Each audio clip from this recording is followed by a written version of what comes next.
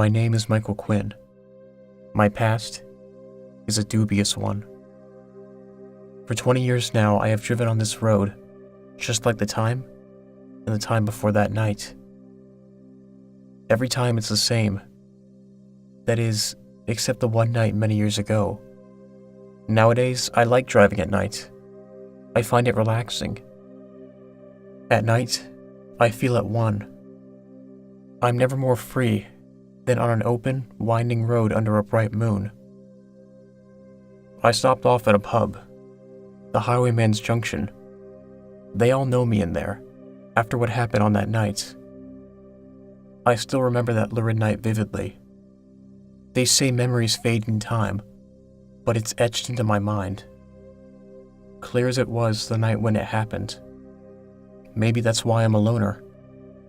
I can't seem to get past it. I sit alone, sobbing over my beer. I am never consoled, and never asked to be. It is my penance. If I could change things, I would gladly trade places. And it all started because of the local ghost story from the mill. It was the late 60s. I was a different person back then. One of the lads. Back then, there was a story going around these parts. There were elements of truth to it, but I believe the story has been embellished over the years it's been handed down. This story I heard many years ago, and it's one that changed my life. I think it's fair to say, I wish I had never heard of that damn thing. I left the pub and strode back to the car. I didn't like to hang around the car park at night. It gave me the creeps. Once I had gotten into my old Ford, I relaxed. I shuffled in my seat, put my hand on the wheel, and sat quietly in the glow of the dashboard. I will tell you the ghost story about the mill I heard that night. It was last orders on a chaotic night at the Highwayman. I just got the beers in, and one of the men was telling us this story. We all laughed and found the idea amusing at first. My recollection of the story is as follows. I have not spoken of it in many a year, so bear with me. Tonight, I am unsettled. I can't explain why. I just am. It starts about 100 years past. It surrounds Eldridge Mill down the road. There was a fire there, and the place could not be saved. It ended up a burnt-out shell. Amongst the fatalities was a young girl, Samantha Eldridge. The girl was the daughter of the mill owner, and was doing some chores. She'd fetch and carry water from across the brittleway. That day, she was in the building early when the fire broke out. Not many were saved that day. It's a tragedy this village has had to bear. Over the years, there have been sightings of a girl crossing the road up yonder. The road was built over the bridleway many years back. A lot of folks say it is Samantha, and it has caused no end of incidents, I can tell you. A few years back, a young fellow came running in here in a right panic. He threw back a couple of scotches and told us what had happened. I remember he sat, animated with flailing arms. I will say what he spoke of that night. Firstly, I recall him being hysterical when he was talking. He claimed to have had a car accident and to have run over a young girl. Our faces caught each other's eyes. My recollection of that is very clear. He told us he'd been driving his new Singer Vogue that evening when, out of nowhere, a girl walked in front of him without a care. He slammed on the brakes and careered up a grass verge and through a hedge. We all relived the words from old Jacob the farmer, shouting, "That'll be my hedge, if it isn't any wonder." We all know why he said that. It had been the 5th time someone had crashed through his fence in as many years. The farmer's words back then were, and nobody was to be found, was their young man. Like she was a ghost. It's an old story in these parts. So now you have heard the ghost story, but not the end of my story.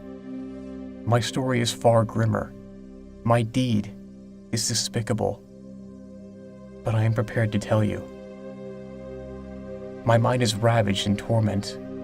I'm losing reality and I think I'm now in danger of becoming deranged. I tussle my hair wrestling with the despair inside me. I look at my glove compartment. I have an old gun in there. Tonight might be the time to end my misery. What else is there for me? Every day I ask myself that question, but I've always talked myself out of it. I started on my way home again, the old motor rumbling into life. Through the country lanes, headlights weaving, searching out every crevice of dark, the Ford prowled its way past woods full of scarecrow trees, down past the glinting water, caught only by the moon's glow. For a moment, I thought I spotted something. I looked in my rearview mirror, and I couldn't believe what I saw. There was a creature with black, oily scales staring right at me. Its red eyes were piercing. It hissed a forked tongue, flickering. I slammed on the brakes and brought the vehicle to a screeching halt. I looked at it. A strong smell of burning emerged from the figure. It spoke slowly. Michael, tell me your story. My answer was quick and sharp. Who are you? What are you? The creature breathed deep and slow. Oh, that is fair, I suppose. How shall I put it? I am a soul collector. I looked at the creature, but didn't speak. It said once again, Tell me your story. You have been a bad man. I can free your tormented soul. Could he? I look up. Could he really? Okay. I will tell you my story, I said. In a husky voice, the thing said, Oh, good. The creature sucked in a deep breath through its sharp teeth. I do like stories. I breathed heavily. It was a few years ago. One night, I was driving on that winding road. Oh, you mean the road where I found you? The creature slithered. How interesting. I was getting impatient with the interruptions.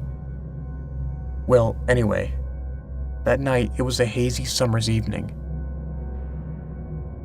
The creature leaned in, nearly touching me. It was on that stretch of road where the girl from the mill is said to haunt. The creature's breath was so foul, and such a stench could only come from one place. The depths of hell, no less. Now the creature was so close I could taste its breath. I began to see its features in the light of the dashboard. It was half human and half something else. My story resumed. I was on my way home that night when a figure ran in front of the car. I believed it to be the ghost girl. I recall closing my eyes. Then, there was a thud. I sighed. And my horror was revealed to me when the police came, and my wreck was pulled away. The thing suddenly spoke. In all my years as a soul collector, this is the best story yet. I looked at him angrily. You are a vile creature. It just slithered and hissed and drooled. It seemed to excite it. I uttered with remorse. Well, when the car was dragged away, this time there was a girl. I felt myself beginning to cry. My body shuddered as I said her name. It was Anna Jameson, a local girl on her paper round. The mystery is why she was out there so late. Her face was a ghastly sight. She looked petrified. No one knows why she ran on that road that night, or why she was running away. The soul collector looked as if it knew something. Its purple tongue flickered and fizzed in anger when I asked it, "What's your story?" It responded, You can't ask me that. I am here to collect your soul. It was a very emotional evening. I was drained. I've told you the story. It's a dreaded one to tell. And now you know why they treat me like an outsider. I am the man that killed the local girl in my car. No one forgets that. I persisted with my questioning of the soul collector, but it would not tell me its story, and it just started raging. I asked the thing, "How did you come to be a soul collector?" It looked me right in the face and responded, You are a very persistent man. The black scales secreted an oily black fluid. In the whites of the creature's eyes, blood vessels pulsed. Every time the soul collector was put under pressure, it seemed to have a nervous reaction. The only thing I could conclude from it is that it did have a story to tell. I believe it's one thing the creature wanted to keep hidden. Out of the silence, the thing spoke in a gravelly voice. I will tell you why I have become like this. I crossed my arms, looking the creature up and down. Now, he had perked my curiosity. The soul collector then proceeded with his story. The devil owns me. I am here to do his bidding. Curiously, I spoke. That's interesting. But why do you have to do his running? He then said, I do his running because I committed the gravest of sins and was cast down. "What was the sin?" I inquired. With a voice like thunder, he boomed, Why do you care? It was in another lifetime, 100 years ago, and many moons in between. The creature's eyes dripped dark blood. It seemed sad. A sorry, pitiful creature was now before me. The soul collector then said, I have enjoyed our talk.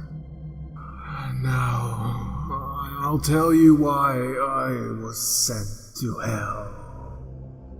Once the soul collector had composed himself, he began. Well, it started when I was a middle-aged man. Back then I owned a business. The creature stopped. Did not judge me. he said. I listened intently to his words. The crusty skin thing before me seemed to show remorse for the deeds it had done. Its hoarse voice started up again. Times were hard back then. You needed the money. You understand, don't you, friend? I said not a word. I had no intention of dissolving him of any sins he had committed. It had seemed like an eternity before it spoke again. I decided to set the mill alight. I interjected. You wanted the money from the insurance. It nodded shamefully. I never expected my daughter to be in there. I asked about all the others. It callously remarked, Well, they're just workers, aren't they? I looked right into the creature's eyes. Creature, you are rotten to the core. And your name is Mr. Eldridge, I presume. The soul collector nodded. I now understand. The creature cackled. Do you? Do you really? Did you know why the girl ran in front of your car? A booming echo of a voice enough to wake the dead came back to me. I will tell you why. I was gripped with a menace that you get when things are not quite right. When what you thought to be the truth turns out to be a little more off-kilter than you would feel comfortable. The creature with an angry voice and the devil in his eyes said, Anna Jameson was no angel. Oh, she was evil. Evil, and it was I who chased her that night. The devil had sent me to collect her soul. I gasped. She ran off the road and was hit by your car. Such delightful fate, is it not? I went to the glove box and pulled out the revolver. Then I put the gun to my head and pulled the trigger. The thing heckled. Oh, you are indeed damned now. Would you ever believe the words of a soul collector?